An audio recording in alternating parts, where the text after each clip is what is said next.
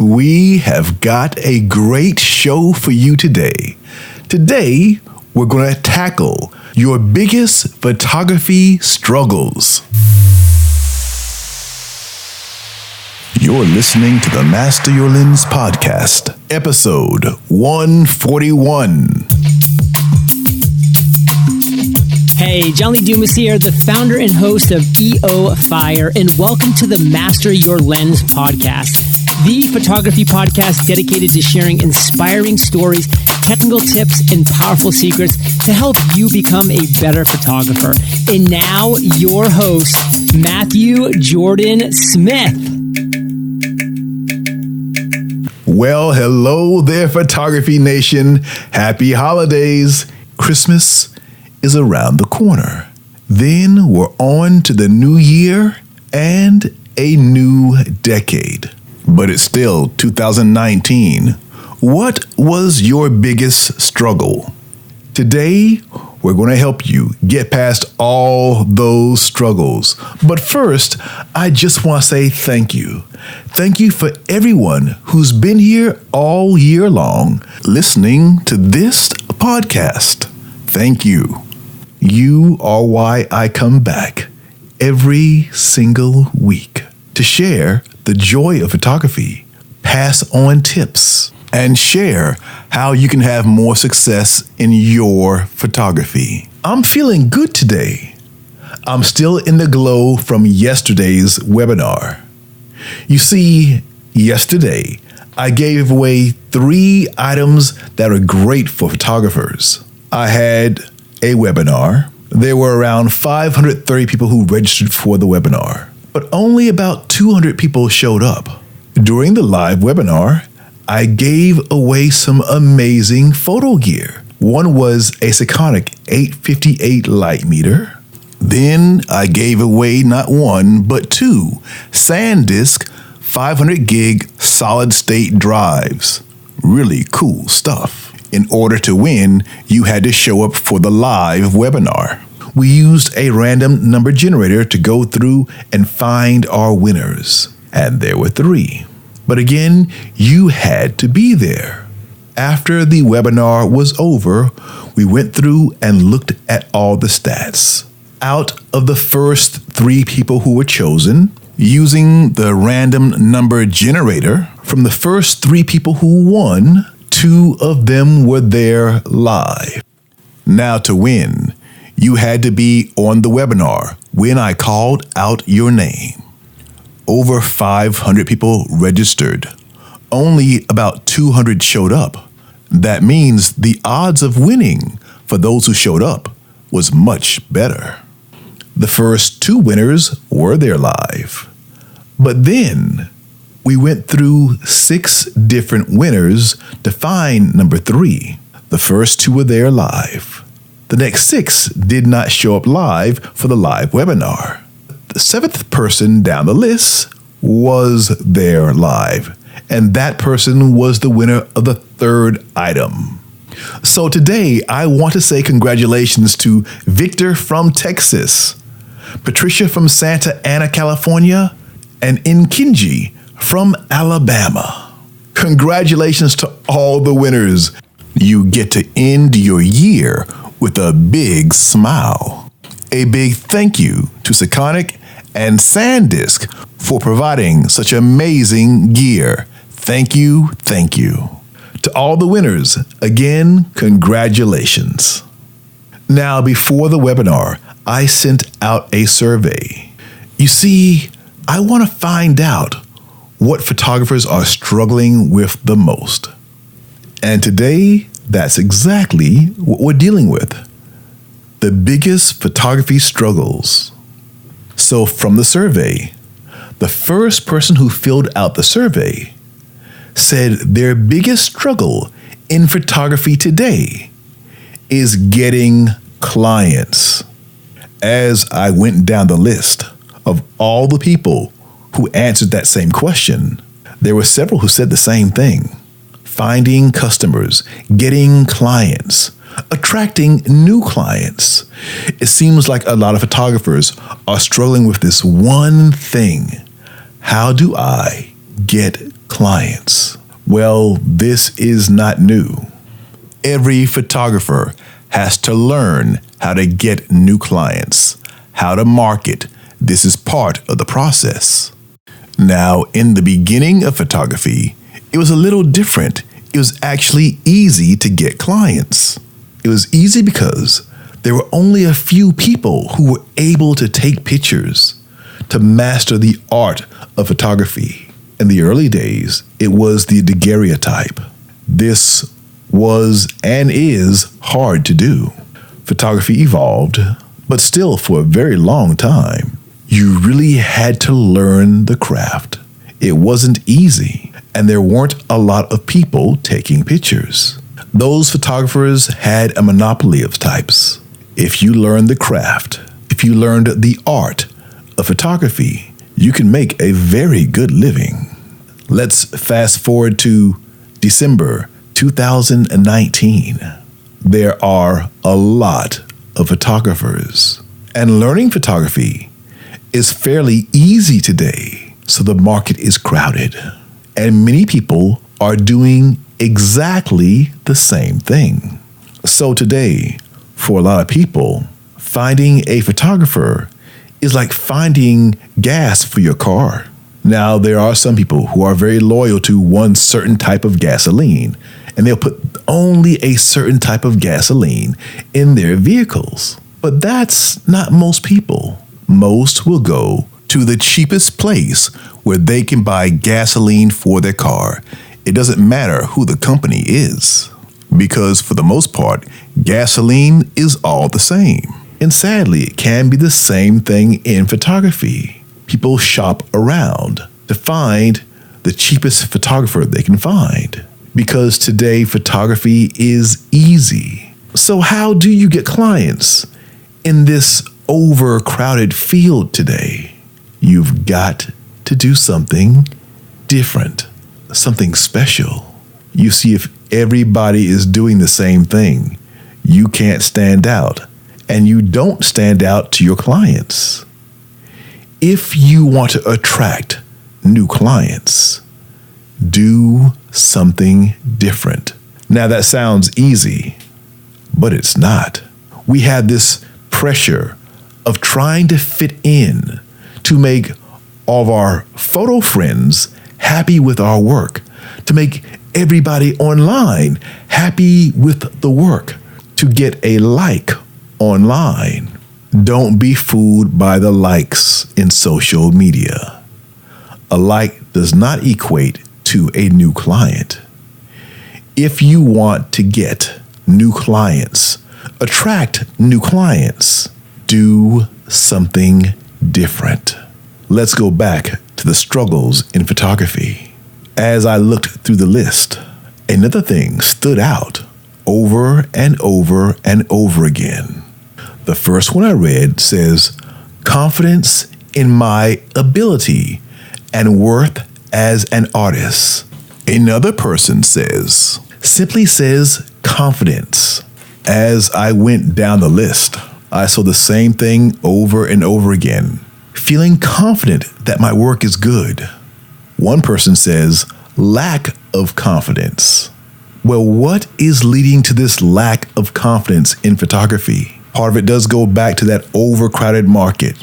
I get it. Sometimes the more we see, the more work we see online, the more work we see on Instagram, we can feel the pressure of so many photographers. And sometimes they're not even photographers. They could be just a person with a smartphone who just happened to take a really great picture. What does that do for your confidence? It can make you feel a bit uneasy. But again, once you learn how to make your pictures look different in some way, it does make you stand out. And that does give you confidence. Another thing that tears at the level of confidence for many people is knowing that they are not proficient in knowing the art of photography. Maybe they're not comfortable with the settings on their camera. Maybe they're not confident in the fact that they really know and understand how to use light.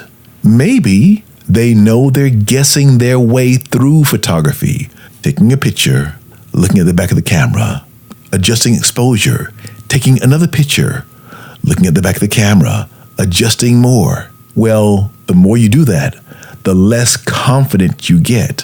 What if you could take a picture and have it be perfect the first time? That will make you feel confident. Imagine going into a studio, turning on your lights, setting them up, figuring out your settings without guessing, and right away having exactly what you want in your first picture. That too gives you confidence. How do you get there? You've got to put in the work. There's no easy way around it. You learn your craft the same way the photographers did in the 1800s. At the beginning of photography, you learn the art of photography, you learn to master your gear, and you learn to create your brand of photography. Daguerre was doing that at the start of photography, creating something special, something different. Guess what? Almost 200 years later, 193 years to be precise, we still need to do the same thing. Make something special, something different. For many of us, our parents took pictures. Our grandparents took pictures. What about the next generation? Will they still be taking pictures the same way their great-grandparents did? I don't think so. It has to be different. So right now, I want you to think, how can I be different? And what can I do to stand out? When you answer that question, you have an amazing career. As I went through my list, I saw this one quite a few times as well. Struggling with lighting, location lighting, lighting again, confidence with studio lighting, on location lighting, understanding how to use strobe lights. Over and over again, I saw the same thing wrapped around learning lighting. Today, there are a lot of people teaching lighting. Some are good and some are not. There is no easy way to learn photographic lighting. You've got to put in the time and learn how light works. And not just strobe light, but light in general. Even right now, wherever you are, you're being lit by some type of light. Maybe it's artificial light, like the light in your home, or maybe it's light from the sun. That light could be direct sun on your face, or maybe it's overcast. No matter the weather, no matter the conditions, there is light around, and you, as a photographer, need to understand how that light makes you look and also how that light makes you feel. When you understand this and go much deeper into it, it opens a door that you can use once you walk through it to make your pictures look special, different, so you stand out, so you get clients, consistent clients. Talk about a confidence builder. This can do it. Now here's something different. Getting consistent exposure prior to post-production. And here's another. Mastering my settings. Mastering my camera settings.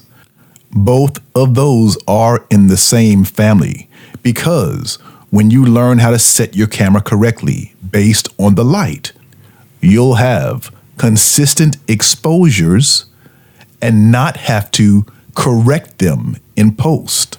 Think about that. Now here's something different. One person says, sometimes I think I shoot clear pictures, but then I find out later they're a little blurry. Now this is the danger of judging your pictures from the back of your camera. And this one is probably a simple fix. So let's say, for example, you're shooting outside with a 105 lens. you're shooting on program, which I do not recommend. But let's say you are, and your camera settings tell you your exposure is 1/25th of a second at f8. You look at your picture from the back of your camera, and it looks fine. And then you download the pictures, and you discover that the images are not sharp, and there is a bit of blur. Why is this? With a 105 lens, you need to be at least at 250. You always want to double the size of your lens with your shutter speed. So for example, let's say you have a 300 millimeter lens. You need to be at least double that in your shutter speed. I want to be at 800th of a second with a 300 millimeter lens to make sure I have sharp images and don't have any shake causing blur. Now, a 300 millimeter lens is a heavy, long lens, no matter what system you're shooting with. So I'd really want to be at least at 1/2000th of a second to freeze the action and make sure the images are sharp and there's no blur. You want to go to your max shutter speed on a lens like that. So one simple rule: always double your shutter speed based on the size of your lens. Now, if you're shooting in studio, this doesn't really apply. The strobes are going to freeze the action. If I'm using my 105 lens in studio, which I do a lot, if I'm using strobe light, 1/25th of a second is fine. The strobes are going to freeze the action. I'm not going to get any blur. However, if I am shooting outside with natural light, my 105 lens, I need to be at a faster shutter speed, at least 250. The reason for all of this is to make sure you can freeze the action the way you want to. Longer lenses are heavier lenses. This will help you get over those speed bumps of having blurry images, even when you thought you had enough shutter speed to freeze the action. Know your gear. Know your lights. Know your cameras. Know your light meter. These things can change your life in such an amazing way. Shoot constantly. Push yourself to create new work. Even when you're not being paid to shoot, I want you to shoot something that you love. Then take those pictures and find new clients. When we are deep in our head and trying to figure out what people want to see, very often that does not work. What works is showing the work that you love. When you do that, guess what happens? You get hired to do the work that you love. Now think about doing it differently. Think about showing the world how you feel through your images and watch what happens. All right, Photography Nation, that's about it for today. I want to thank you for coming. I also want to wish you an amazing holiday season. Be safe, travel safely, and I look forward to seeing you back here again next week for the next episode of the Master Your Lens podcast. Until then, always dream big. Bye for now.